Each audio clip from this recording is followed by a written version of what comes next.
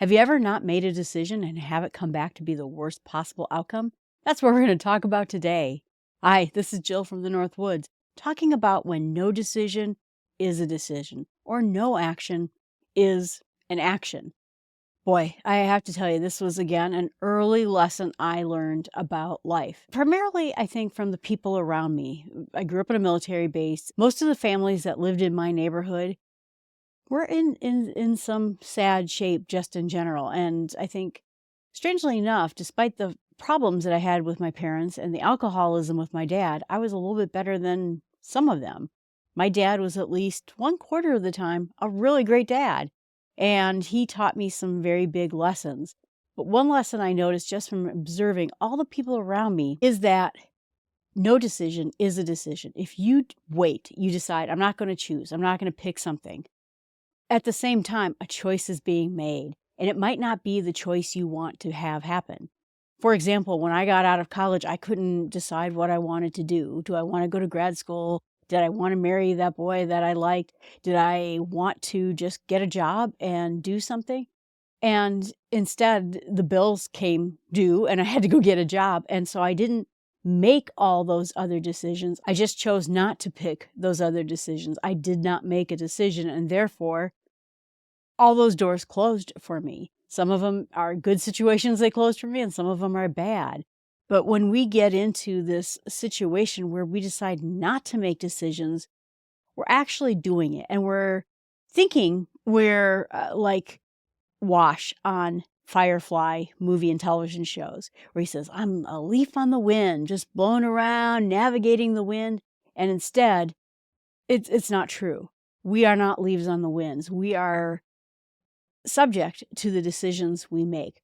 In fact, some people called it that not only are our lives a culmination of all the decisions we make, they're a culmination of all the actions we take. And if we don't make any of them, we will just be awash. We'll be like that leaf floating on a lake that just goes here and there and never really gets anywhere. And we get afraid, right? We get afraid to make a decision because we don't want to make the wrong decision.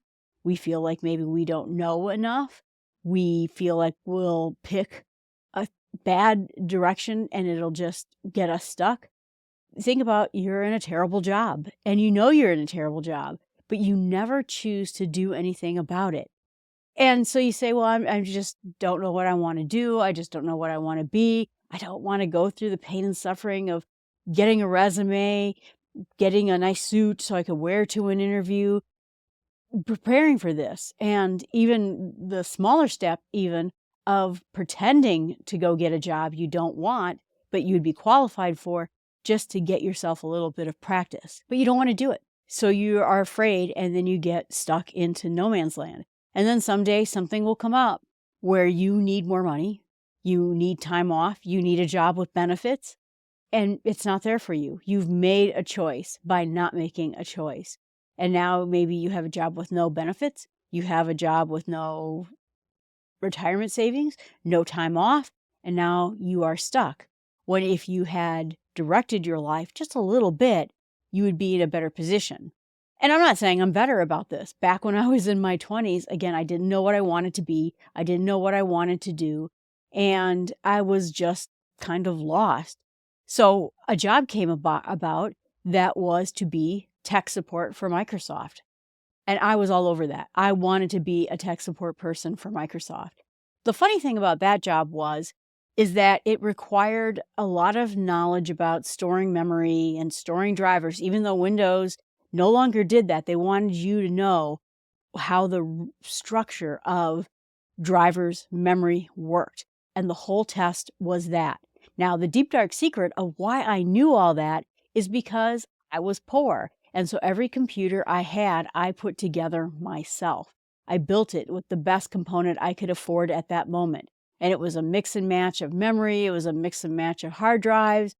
And because they were such terrible computers, if I wanted to play games on them, I had to learn how to manage the memory manually so that I could make the best use of really meager resources on my computer. And I was able to play games that were not meant to be played on such a terrible computer as the one I bought. And when I got in there and saw the test, and the test was all of that, I laughed because my dad said, "You playing video games is never going to get you a job." Well, it got me that job, and I ended up being a support person for Windows. You might have talked to me if you called late shift. I worked overnight shift and then soon became a team lead and then a manager in that company. But I did make the decision to go get that job because I saw something I desperately wanted. But then why did I go get my other jobs? Still, at that point, I was working for that company. The company got sold and went from being a great company to being a terrible company. And so I knew I had to get out. But the other thing is my grandmother left me some money when she died, and I put it down on a down payment on the house. So now I had this house. And I suddenly realized that houses are not just the payment on the houses. You have the property taxes, you have the utilities, and stuff breaks. And suddenly I'm forced, in order to make more money, I had to find a better job. And that is when I went after that job that I said was very, very hard and people got fired from all the time. Not only did it force me to go get that job and work very hard at getting that job, but it also forced me into getting promoted. I went from being a help desk person to a system administrator. I worked hard. I got certified in things because I was so afraid I was going to lose this house that I had to do something. So in a sense, I was making decisions, but I was making decisions after I was forced into making a decision. It happens to us all the time. We maybe see some black mold in our house and we go, oh, it'll probably be okay. And then suddenly we have damage. On my roof that I got replaced a year ago, it was getting older and I had people come and check it out, but I decided to wait a little bit longer to see if I could get some more years out of that roof. Turns out I couldn't. And then I got water damage. I have other situations where you don't decide on how you're going to invest for your retirement. I don't know how this works. I don't know how we're supposed to do this. And now you don't have enough money for your retirement because you never put anything away for it. Or you have a bad relationship with a friend or a boyfriend and you never leave it. And then suddenly you're stuck. Your finances are mushed together. You maybe have kids together. You have a life together. And now it becomes even harder for you to get away. All because you didn't want to make the decision to get out. So in a sense, avoiding decisions makes things actually much worse for you. And think about a situation where you decide that you aren't going to take care of something. You don't take care of your car, or maybe you don't take care of your house. And eventually the city will come and evict you or condemn your place of living. Someone else has now made a choice for you. I'm even thinking about my weight. I have a playlist about Monjaro. I have spent my whole life trying to lose weight. My whole life. It was the number one thing I worked on the most and got no results in it. Turns out my metabolism was all screwed up. But I decided to go on this drug and start making changes. And I'm dedicatedly working on that. I'm exercising, I'm eating the right things because I want this to work. I don't want to get sick on this drug and then suddenly not be able to take it and now have no option to get this type of weight loss. But I got here by, at times, not making decisions or making the wrong decisions. And so I got stuck. I put this off so long of dealing with my weight and dealing with my health. Had I done this when I was in my 20s, when it's much easier to lose weight, I would have had more options.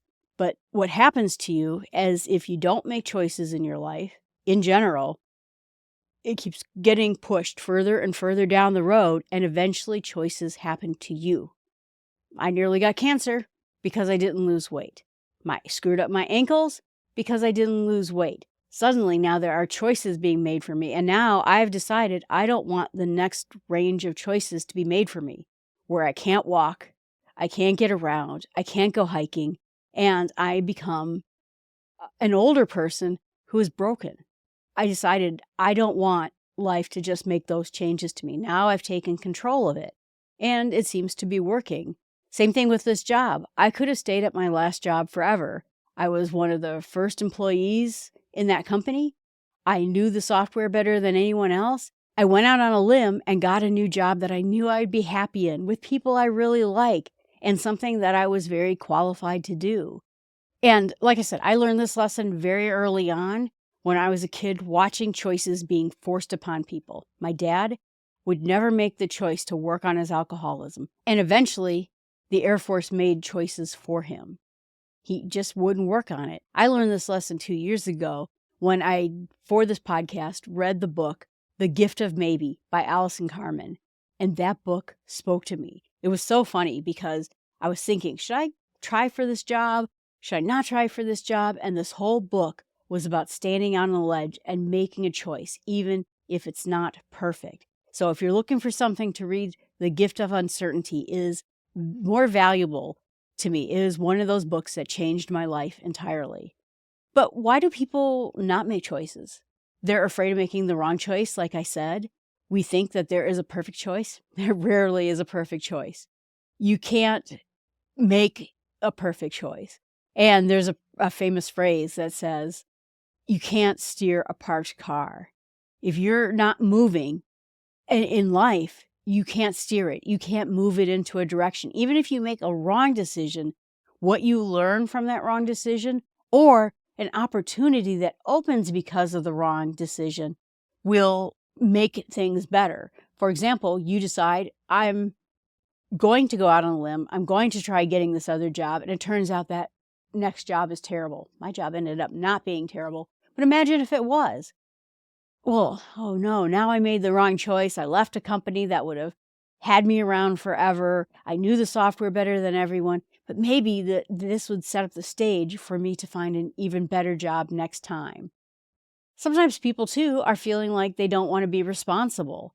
I don't want to make the bad choice. I don't want to give up control to this new job. I don't want to be the blame if something is wrong in my life. I've seen that more recently as being a problem. I never really saw that much in my earlier life where people were worried that they were responsible for their lives and now they made the wrong choice. And now everyone seems to be petrified of it. The other part of it too is we think we have all the time in the world. We think we can keep not making choices. I can make the choice to not lose weight, and then suddenly it catches up with me. My mom said something about how time catches up with you, and I laughed and I said, yeah, it sure does. The idea was I'm in the same boat.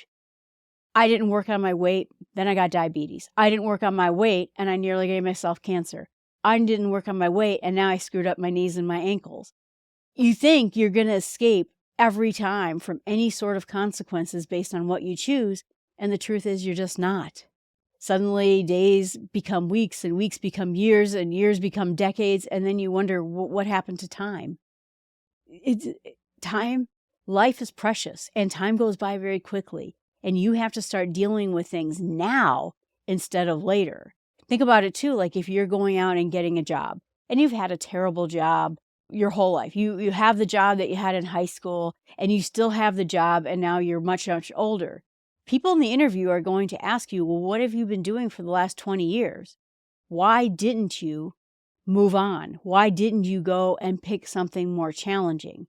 The answer might be, well, I wanted to not work very hard, and so I just decided to keep doing what I was doing. Or maybe the answer is, I have been caring for someone, and I needed a job with the flexibility to care for someone. There's good answers and bad answers in that. But as soon as we start pushing our decisions more and more down the road, suddenly we look worse and worse, and maybe doors will close to us. Then the other part of it is that there is and you have to realize there's the hidden cost of inaction. Making a bad decision is not as bad as making no decision. We think it is. We think, what if I pick wrongly? But instead, you should be thinking, me not picking is picking. That is making a choice. And that choice, most often, is a default choice. Is you staying in a terrible job, you staying in a terrible relationship, you getting to the point where suddenly you're at the age of retirement and you can't afford it because you had a terrible job that didn't give you any benefits.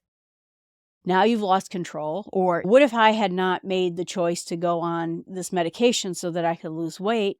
I would have gone another decade down the road, stayed overweight, gotten more and more diabetic, eventually had to go on insulin. I would start having health problems more related to diabetes, right? Luckily for me, I didn't have many of them. My knees would get worse. Eventually, I'd get a knee replacement. So you see, there is a cost of not acting. It's far worse than acting and then picking the wrong choice. Think about it in terms of, let's say I got on this drug, right? And my doctor first suggested that I get lap band surgery, gastric bypass surgery. And I didn't want to do that. I didn't want another surgery in my life. But let's say I went that direction. And then I found out, wow, that was absolutely the wrong choice for me. I'm now having side effects of the surgery or something like that. I can deal with that. I can fix that. But not acting would have caused, like I said, diabetes problems, knee problems. I would have gone down the route of bad health for the rest of my life. Even if I had made the wrong decision, which I think would have been the gastric bypass surgery, at least I could have started dealing with it then. I could start dealing, if I had side effects from that surgery, dealing with those. Or if I wasn't really losing weight very well, problem solving from there. Even the wrong choice would have been a better choice than nothing. So the question is how can we start acting if we don't make decisions, if we aren't making choices in our life? And the first thing that you have to question is, if I don't do anything, what will this look like in a year? What will this look like in 5 years? What will this look like in 10 years? Start playing out in your mind these scenarios of what things will look like if you don't act. What could go right or what could go wrong? And chances are what could go wrong will be detrimental.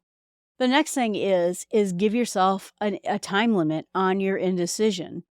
I had decided about a year before going out and doing this other job, that I was going to leave this company that I was working at that, like I said, would probably have hired me forever, that I knew more about the software than anyone else. But I had retirement problems. When I looked down the road at my retirement, the numbers didn't add up. Even though I was making a decent amount of money and I was paying my bills and everything was fine and I was putting away money, there was no way I could catch up. So I decided that I had to do something, and that I went to the vice president of my team and said, just so you know, I'm probably going to leave this company because I don't have enough retirement. I'm going to have to do something. So either this company has to pay me more, the retirement benefits have to get better, or I have to leave. And she said she understood that. And then when I got this job that I have now, I said, hey, you remember when I told you I had to do something about my retirement? I just did that, and I'm going to be leaving in X amount of time. So I had warned her that was going to happen, and it did happen. But I put a time limit on it, that basically if I didn't get some major promotion, which looked unlikely because my company got sold and got sold to a bigger company, and so there were lots of people there looking to get promoted, I had to leave. And I gave myself a deadline of when I was going to leave. Then you have to accept that there's just no perfect choice. There's no choice that you're going to make that is going to solve every problem. It just is never going to happen. So remember that any choice will move you forward. Incremental choices, start with small steps, will move you just a little bit forward. And that's okay, because you're a little bit more forward than you were yesterday, even if it's a small step. Stagnant doesn't get you anywhere. And then next thing, and of course I'm going to like this, is you have to commit to smaller steps. That means if you're going to look for a job, just update your resume today. Start looking at different companies in your community that you would like to work with. If you are someone who has a very special skill, I have a very specific skill in software. But I also was a server administrator. I also was in help desk. I also was a supervisor of 60 people. So I had a lot of skills going for me. Start identifying companies that you may want to apply to that have conditions that are good for you that you will want to do. Start writing those down and creating a list. The other part that I like about the job finding thing is go find a job that you're qualified to do, but you're pretty sure you don't want. This will give you a chance to practice, your inner skills, write your resume, and get a chance to see how it goes without touching one of those on your list items that you really want to get. I hate to do that to people, but honestly, if you go to an interview that you think for a job you don't want, maybe you will want it. Maybe it will be something that you want to do. If you're in a bad relationship, maybe you decide that you're going to go someplace quiet, maybe have a retreat of some kind, and have a very deep conversation about what's going wrong. When it came to my weight, the very first step I started doing was I talked to my doctor and suggested I wanted to go on one of these weight loss drugs because I had struggled my whole life.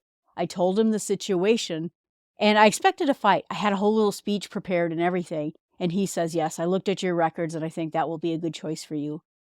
And I was nearly in tears because I saw that one small little action was going to change my life. But try to break things down into small steps, small actions, non-intimidating, and just see if you can make a little bit of progress towards whatever it is that's getting you stuck in life where you have no decision. And then the next part is see if you can involve your friends. If you are going to talk to a person that you're in a relationship about their bad behavior, see if a friend will help you go through that conversation first. If you're looking for a new job, see if a friend will help you with a job interview. I have hired lots of people. I had done many interviews with people. I know what companies like to hear and don't like to hear. If you did a mock session with me, I'd be able to help you on your job interview. Find someone who can help you with that. And just see if someone maybe just could be your moral support. So maybe you're going to go talk to a boyfriend that you're having a bad time with, who's not treating you very well. You have this conversation maybe with a friend first, like I suggested, but you make plans to go hang out with that person the next night so that you can get out of your own head a little bit, go have a little bit of fun, because it's not going to be fun. So sort of set the stage for yourself so something fun happens. And just realize that staying stagnant is just going to get you stuck. If you don't decide to move to another company, grow your career, you're going to stay stagnant. You're going to stay underpaid. You're going to stay underbenefited. And when you need benefits, they're not going to be there. If you stay stagnant in your health will continue to get worse as time goes by.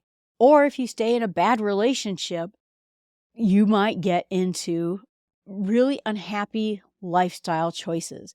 That person might get even worse as you get older.